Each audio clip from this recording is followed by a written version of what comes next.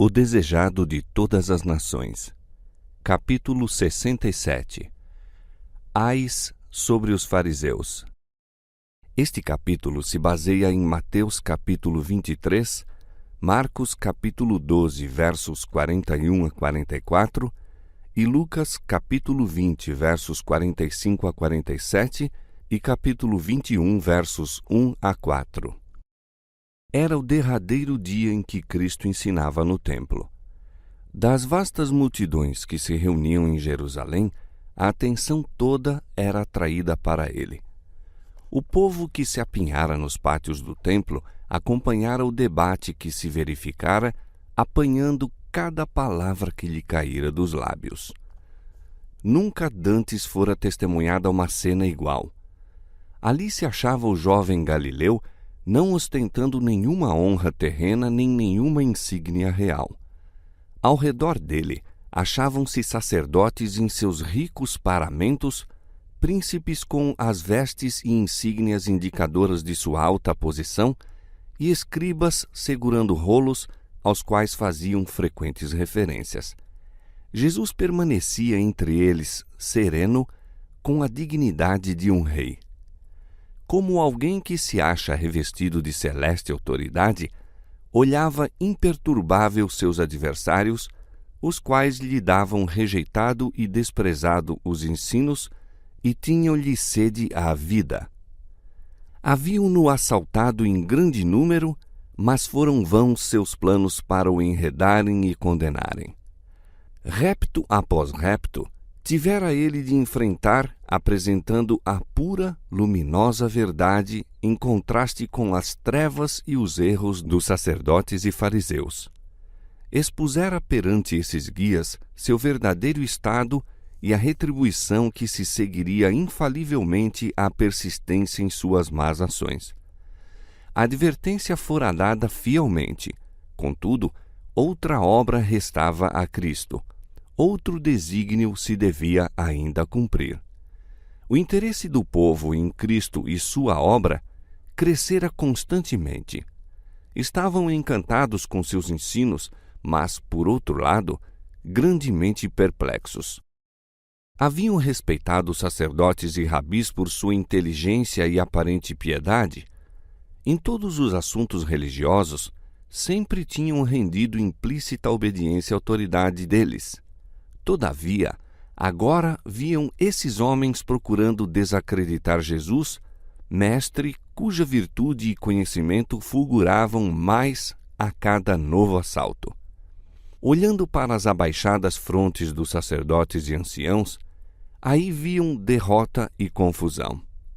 Admiravam-se de que os principais não crescem em Jesus quando seus ensinos eram tão claros e simples, e não sabiam que direção haviam eles próprios de tomar. Com viva ansiedade, observavam os movimentos daqueles cujos conselhos sempre tinham seguido. Nas parábolas ditas por Cristo, era seu desígnio tanto advertir os guias, como instruir o povo que desejava ser ensinado. Havia, porém, necessidade de falar ainda mais claramente. Devido à sua reverência pela tradição e sua fé cega num sacerdócio corrompido, achava-se o povo escravizado. Essas cadeias devia Cristo quebrar. Era preciso expor mais plenamente o caráter dos sacerdotes, principais e fariseus. Na cadeira de Moisés, disse ele, estão assentados os escribas e fariseus. Observai, pois, e praticai tudo o que vos disserem, mas não procedais em conformidade com as suas obras, porque dizem e não praticam. Os escribas e fariseus pretendiam achar-se investidos de divina autoridade idêntica à de Moisés. Arrogavam-se seu lugar como expositores da lei e juízes do povo. Como tais, exigiam do mesmo a mais completa deferência e submissão. Jesus mandou que seus ouvintes fizessem aquilo que os rabis ensinassem de acordo com a lei, mas não lhe seguissem o exemplo. Eles próprios não praticavam o que ensinavam. e ensinavam muito que era contrário às Escrituras. Disse Jesus: atam fardos pesados e difíceis de suportar e os põem aos ombros dos homens. Eles, porém, nem com o dedo querem movê-los. Os fariseus impunham uma multidão de regulamentos com base na tradição, os quais restringiam irrazoavelmente a liberdade pessoal. E certas porções da lei explicavam de maneira a impor ao povo observância que eles próprios, secretamente, passavam por alto e das quais, quando convinha aos seus desígnios, pretendiam, na verdade, estar isentos. Fazer ostentação de sua piedade, eis seu constante objetivo. Coisa alguma era considerada demasiado sagrada para servir a esse fim. Deus dissera a Moisés com referência às suas ordenanças: também as atarás por sinal na tua mão e te serão por testeira entre os teus olhos. Essas palavras têm profunda significação. À medida que a palavra de Deus é meditada e posta em prática, o homem todo é enobrecido. Num trato justo e misericordioso, as mãos revelarão como um selo os princípios da lei divina. Conservar-se-ão limpas de suborno e de tudo quanto é corrompido e enganoso. Serão ativas em obras de amor e compaixão. Os olhos, dirigidos para um nobre fito, serão limpos e leais. O semblante expressivo, o eloquente olhar, testificarão do irrepreensível caráter daquele que ama e honra a palavra divina. Pelos judeus dos dias de Cristo, porém, todas estas coisas não eram discernidas. O mandamento dado a Moisés fora interpretado no sentido de que os preceitos da Escritura deviam ser usados sobre o corpo. Eram, portanto, escritos em tiras de pergaminho e presos muito ostensivamente em torno da cabeça e dos pulsos. Isso, porém, não fazia com que a lei de Deus se firmasse mais na mente e no coração. Esses pergaminhos eram usados meramente como insígnias para chamar a atenção.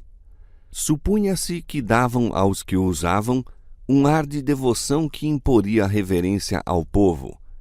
Jesus desferiu um golpe nessa vã pretensão.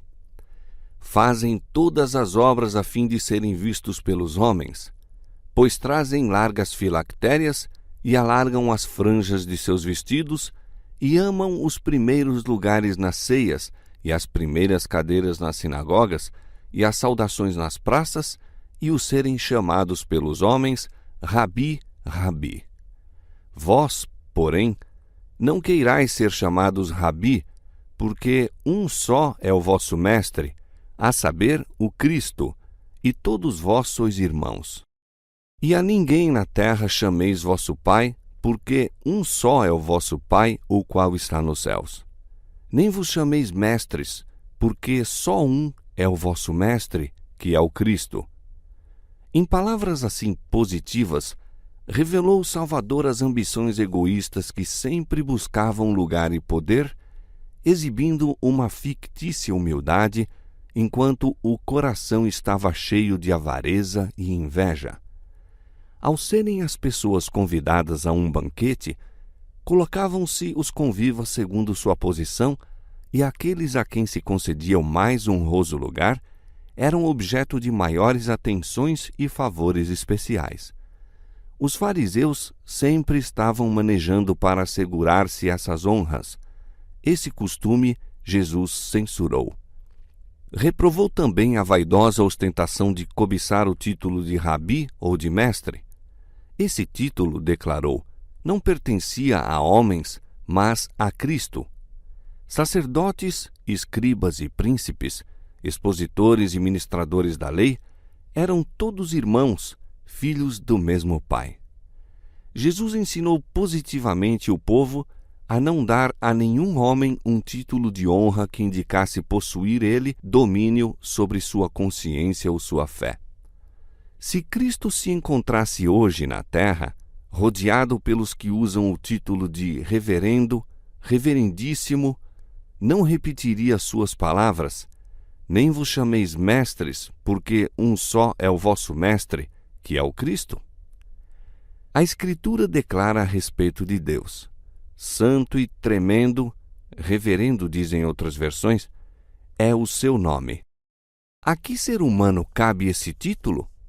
Quão pouco revela o homem da sabedoria e da justiça que o mesmo indica? Quantos dos que aceitam esse título estão representando mal o nome e o caráter de Deus? Ai, quantas vezes se tem a ambição mundana, o despotismo e os mais baixos pecados escondidos sob as bordadas vestes de um elevado e santo cargo. O Salvador continuou: porém, o maior dentre vós será vosso servo, e o que a si mesmo se exaltar será humilhado, e o que a si mesmo se humilhar será exaltado. Repetidamente ensinara Cristo que a verdadeira grandeza se mede pelo valor moral. Na estimativa celeste, a grandeza de caráter consiste em viver para o bem-estar de nossos semelhantes, em praticar obras de amor e de misericórdia. Cristo, o Rei da Glória, foi servo do homem caído. Ai de vós, escribas e fariseus hipócritas, disse Jesus, pois que fechais aos homens o reino dos céus, e nem vós entrais, nem deixais entrar aos que estão entrando. Pervertendo as Escrituras, os sacerdotes e doutores da lei cegavam o espírito dos que, de outro modo, teriam recebido o conhecimento do reino de Cristo e aquela vida interior, divina, essencial à verdadeira santidade. Ai de vós, escribas e fariseus hipócritas, pois que devorais as casas das viúvas sob pretexto de prolongadas orações. Por isso sofrereis mais rigoroso juízo. Os fariseus tinham grande influência sobre o povo e disso se aproveitavam para servir os próprios interesses. Conquistavam a confiança de piedosas viúvas e então lhes apresentavam, como seu dever, consagrar sua propriedade a fins religiosos. Havendo conseguido domínio sobre seus bens, os astutos calculistas empregavam-nos para seu próprio benefício. Para encobrir sua desonestidade, faziam longas orações em público e grande ostentação de piedade. Essa hipocrisia, Cristo declarou que lhes traria maior condenação. A mesma repreensão recai hoje sobre muitos que fazem grande profissão de piedade. Sua vida é manchada de avareza e egoísmo, e todavia lançam sobre tudo isso um manto de aparente pureza, e assim, por algum tempo, enganam os semelhantes. Mas não podem enganar a Deus. Ele lê todo o desígnio do coração e julgará todo homem segundo as suas ações. Cristo condenou fartamente os abusos, mas teve cuidado de não diminuir a obrigação. Repreendeu o egoísmo que extorquia e dava má aplicação às dádivas da viúva. Ao mesmo tempo, louvou a viúva que trouxe sua oferta para o tesouro do Senhor. O abuso que praticava o homem com a dádiva não podia desviar da doadora a bênção divina. Jesus estava no pátio onde se achava a arca do tesouro e observava os que ali iam depositar as ofertas. Muitos dos ricos levavam grandes somas que apresentavam com grande ostentação. Jesus os contemplava tristemente, mas não fez comentário algum acerca de suas liberais ofertas. Num momento, sua fisionomia iluminou-se ao ver uma pobre viúva aproximar-se, hesitante, como receosa de ser observada. Enquanto os ricos e altivos se apressavam para depor suas dádivas, ela se retraía como se mal ousasse adiantar-se. Todavia, anelava fazer qualquer coisa, por pequenina que fosse, pela causa que amava. Contemplou a dádiva que tinha na mão. era demasiado pequena em comparação com as ofertas dos que a rodeavam. Ali estava, no entanto, tudo quanto possuía. Espreitando o ensejo, deitou apressadamente suas moedinhas e virou-se para se afastar, ligeira. Ao fazê-lo, porém, encontrou o olhar de Jesus cravado nela. O Salvador chamou a si os discípulos e convidou-os a notar a pobreza da viúva. Então soaram aos ouvidos dela suas palavras de louvor. Em verdade vos digo que lançou mais do que todos esta pobre viúva. Lágrimas de alegria lhe encheram os olhos ao ver que seu ato era compreendido e apreciado. Muitos tê-la iam aconselhado a guardar seu escasso recurso para o próprio uso. Dado às mãos dos bem-nutridos sacerdotes, perder-se-ia de vista entre os muitos custosos dons levados ao tesouro, mas Jesus entendeu-lhe o motivo. Ela cria que o serviço do templo era indicado por Deus e estava ansiosa por fazer tudo o que lhe era possível para sua manutenção. Fez o que pôde e sua ação serviria de monumento à sua memória através dos tempos e alegria na eternidade. O coração acompanhou-lhe a dádiva. Seu valor foi estimado não pela importância da moeda, mas pelo amor para com Deus e o interesse para com sua obra que a motivaram. Jesus disse da viúva pobre: ela lançou mais do que todos. Os ricos deram de sua abundância, muitos deles para serem vistos e honrados pelos homens. Seus grandes donativos não os privaram de nenhum conforto, nem mesmo do luxo. Não tinham exigido nenhum sacrifício que pudesse ser comparado, em valor, com as moedas da viúva. É o motivo que imprime cunho às nossas ações, assinalando-as com ignomínia ou elevado valor moral. Não são as grandes coisas que todos os olhos veem e toda a língua louva que Deus reputa como mais preciosas. Os pequenos deveres cumpridos com contentamento, as pequeninas dádivas que não fazem vista e podem parecer destituídas de valor aos olhos humanos, ocupam muitas vezes diante de Deus o mais alto lugar. Um coração de fé e amor é mais precioso para Deus que os mais custosos dons. A viúva pobre deu sua subsistência para fazer o pouco que fez. Privou-se de alimento para oferecer aquelas 2 moedinhas à causa que amava. E fê-lo com fé, sabendo que seu Pai Celestial não passaria por alto sua grande necessidade. Foi esse espírito abnegado e essa infantil fé que abriu o louvor do Senhor. Existem entre os pobres muitos que anelam manifestar gratidão para com Deus por sua graça e verdade. Desejam ardentemente tomar parte, com seus irmãos mais prósperos, na manutenção de seu serviço. Essas almas não devem ser repelidas. Permita-se-lhes pôr suas moedas no banco do céu.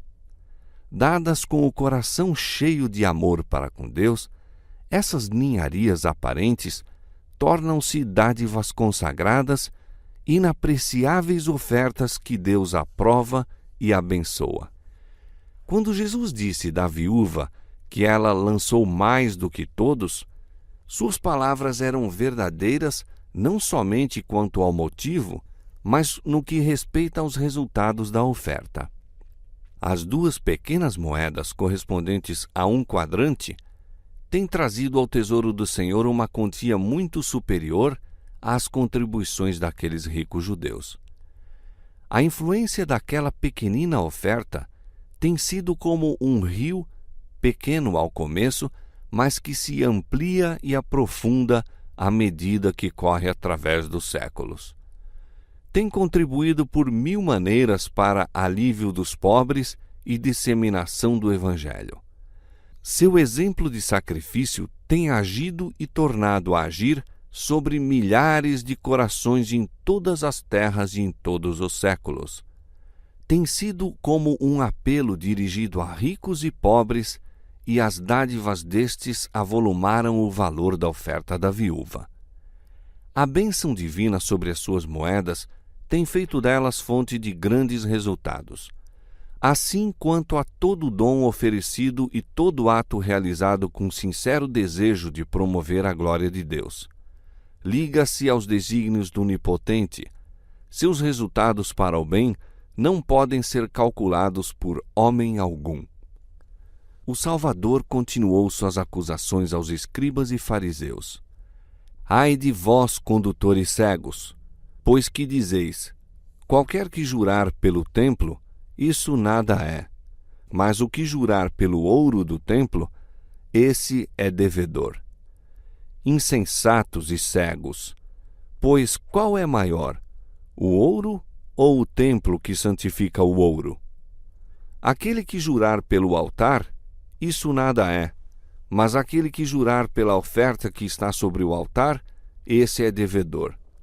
Insensatos e cegos, pois qual é maior, a oferta ou o altar que santifica a oferta?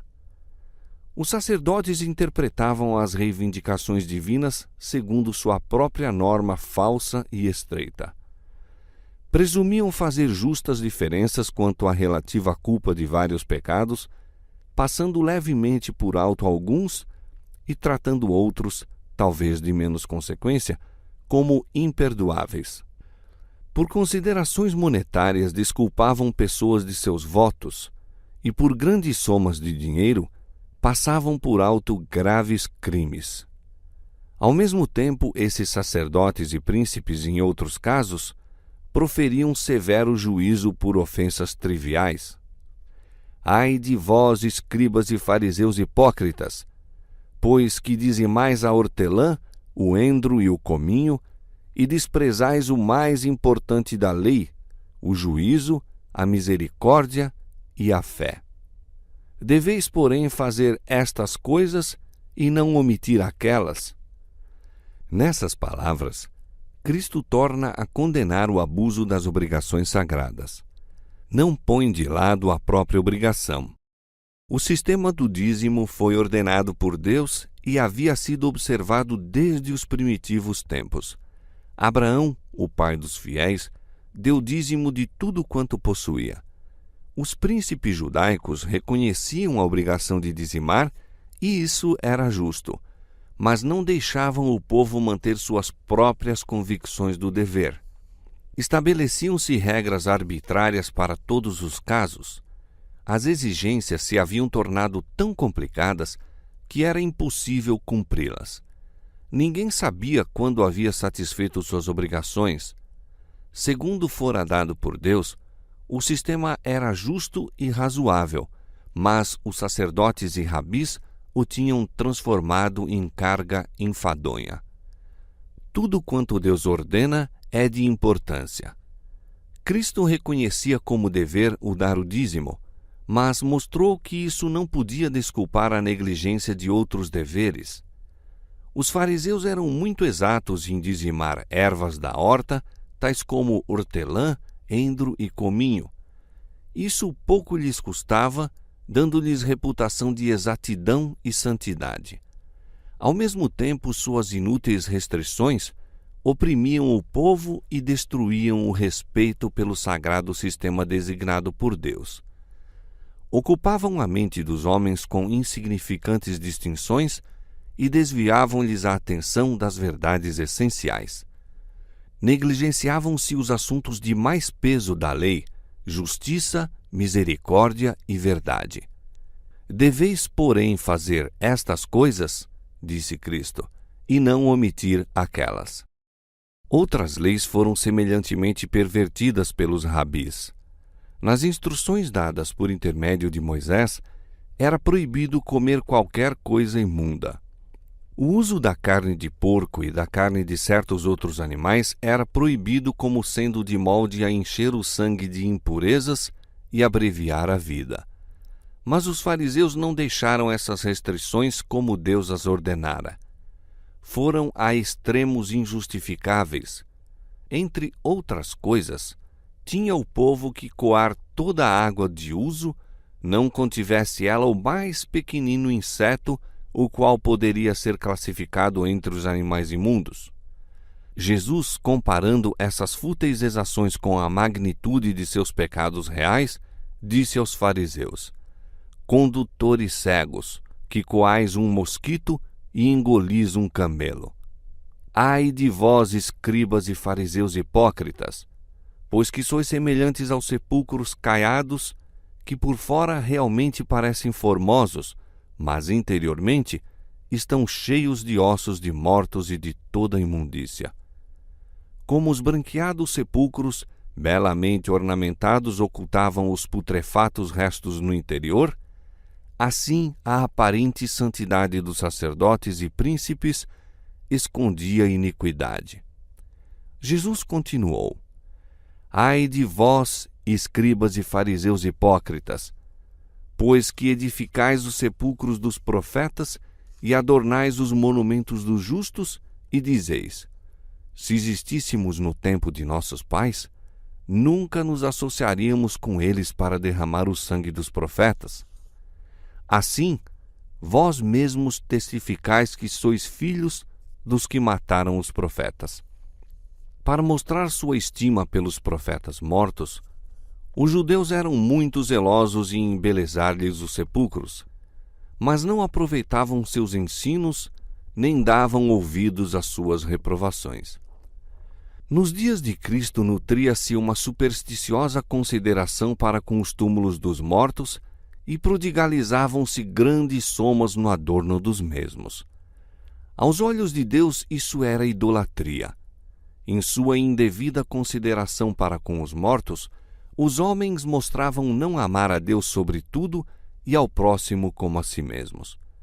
A mesma idolatria está sendo hoje levada bem longe. Muitos são culpados de negligenciar as viúvas e os órfãos, os doentes e os pobres, a fim de construírem custosos monumentos para os mortos. Tempo, dinheiro e trabalho são abundantemente despendidos para esse fim, ao passo que os deveres para com os vivos, deveres positivamente ordenados por Cristo, são deixados por cumprir. Os fariseus construíam os sepulcros dos profetas e os adornavam e diziam uns para os outros: se existíssemos no tempo de nossos pais, nunca nos associaríamos a eles para derramar o sangue dos servos de Deus. Ao mesmo tempo, estavam planejando tirar a vida de seu filho. Isso nos deve servir de lição. Devemos abrir os olhos ao poder de Satanás para enganar a mente que se desvia da luz da verdade. Muitos seguem nas pegadas dos fariseus, reverenciam os que morreram por sua fé, admiram-se da cegueira dos judeus em rejeitar a Cristo. Houvéssemos vivido em seu tempo, declaram, e com prazer lhe receberíamos os ensinos, nunca teríamos tomado parte no crime dos que rejeitaram o Salvador. Mas quando a obediência a Deus requer abnegação e humilhação, essas mesmas pessoas abafam suas convicções e recusam obediência. Assim manifestam o mesmo espírito que os fariseus a quem Cristo condenou. Mal avaliavam os judeus a terrível responsabilidade envolvida na rejeição de Cristo. Desde o tempo em que foi derramado o primeiro sangue inocente, quando o justo Abel caiu pela mão de Caim, repetira-se a mesma história com progressiva culpa. Em todos os séculos, haviam profetas erguido a voz contra os pecados dos reis, autoridades e povo, dizendo as palavras que Deus lhes dera e obedecendo à sua vontade com perigo da própria vida. De geração para geração, se estiver acumulando uma terrível punição contra os rejeitadores da luz e da verdade. Essa os inimigos de Cristo estavam então atraindo sobre as próprias cabeças. O pecado dos sacerdotes e principais era maior que o de qualquer geração anterior. Por sua rejeição do Salvador, estavam se tornando responsáveis pelo sangue de todos os justos mortos, desde Abel até Cristo. Estavam prestes a fazer transbordar sua taça de iniquidade, e dentro em pouco lhe seria ela derramada sobre a cabeça em juízo de retribuição. Disso os advertiu Jesus: para que sobre vós caia todo o sangue do justo que foi derramado sobre a terra, desde o sangue de Abel, o justo, até o sangue de Zacarias, filho de Baraquias, que matastes entre o santuário e o altar. Em verdade vos digo que todas estas coisas hão de vir sobre esta geração. Os escribas e fariseus que escutavam Jesus sabiam que suas palavras eram verdadeiras. Sabiam como fora morto o profeta Zacarias. Enquanto as palavras de advertência vindas de Deus se achavam em seus lábios, uma fúria satânica apoderou-se do rei apóstata e, por sua ordem, foi morto o profeta. Seu sangue assinalara as pedras do próprio pátio do templo e não pôde ser apagado. Ali ficou para dar testemunho contra o apóstata Israel. Enquanto o templo existisse, ali estaria a mancha daquele sangue justo, clamando a Deus por vingança. Ao referir-se Jesus a esses terríveis pecados, um arrepio de horror passou pela multidão. Antevendo o futuro, declarou Jesus que a impenitência dos judeus e a intolerância para com os servos do Senhor seriam futuramente as mesmas do passado. Portanto, eis que eu vos envio profetas, sábios e escribas, e a uns deles matareis e crucificareis, e a outros deles açoitareis nas vossas sinagogas, e os perseguireis de cidade em cidade. Profetas e sábios, cheios de fé e do Espírito Santo, Estevão, Tiago e muitos outros, seriam condenados e mortos. Com a mão erguida para o céu e uma luz divina a circundá-lo, Cristo falou como juiz aos que se achavam diante dele. Sua voz, tantas vezes ouvida em suavidade e súplica, fazia-se agora ouvir em censura e condenação. Os ouvintes tremeram. Jamais se havia de apagar a impressão produzida por suas palavras e seu olhar.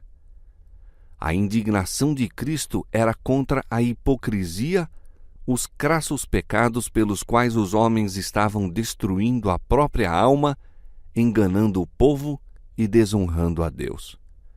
No especioso, enganador raciocínio dos sacerdotes e principais, distinguia ele a operação de forças satânicas.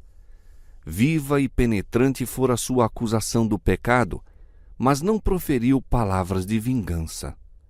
Tinha uma santa indignação contra o príncipe das trevas, mas não manifestava nenhuma irritação. Assim, o cristão que vive em harmonia com Deus, possuindo os suaves atributos do amor e da misericórdia, experimentará uma justa indignação contra o pecado, mas não se tomará de paixão para injuriar os que injuriam. Mesmo enfrentando os que se acham movidos pelas forças de baixo para manter a falsidade, em Cristo conservará ele ainda a calma e o domínio de si mesmo. No semblante do Filho de Deus estampava-se divina piedade ao deitar ele um demorado olhar ao templo e depois aos ouvintes. Numa voz agitada por profunda angústia de coração e amargas lágrimas, ele exclamou: Jerusalém, Jerusalém, que matas os profetas e apedrejas os que te são enviados. Quantas vezes quis eu ajuntar os teus filhos, como a galinha junta os seus pintos debaixo das asas, e tu não quiseste. É a luta da separação. Na lamentação de Cristo, extravasava o próprio coração de Deus. É o misterioso adeus do longânimo amor da divindade. fariseus e saduceus igualmente emudeceram. Jesus chamou seus discípulos e preparou-se para deixar o templo, não como um vencido e forçado a retirar-se da presença dos adversários, mas como alguém cuja obra está concluída.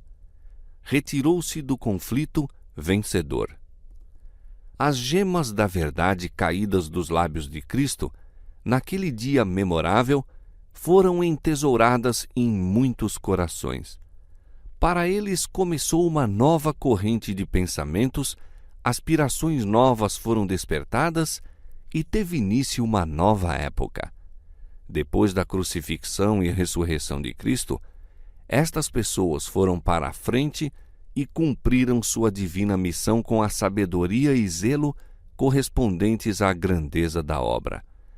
Deram uma mensagem que falava aos corações dos homens, enfraquecendo as velhas superstições que haviam por muito tempo feito definhar a vida de milhares. Em face de seu testemunho, as teorias e filosofias humanas tornaram-se quais ociosas fábulas. Poderosos foram os resultados que emanaram das palavras do Salvador àquela turba admirada e cheia de temor no Templo de Jerusalém. Mas Israel, como nação, divorciara-se de Deus. Os ramos naturais da oliveira foram quebrados. Olhando pela última vez para o interior do templo, Jesus disse em patética lamentação: Eis que a vossa casa vai ficar-vos deserta, porque eu vos digo que desde agora não me vereis mais, até que digais: Bendito o que vem em nome do Senhor. Até então, ele chamara o templo a casa de seu pai, mas agora, ao sair o Filho de Deus de entre aquelas paredes, a presença de Deus seria para sempre retirada do templo, construído para sua glória. Daí em diante, suas cerimônias seriam destituídas de sentido, uma zombaria seus serviços.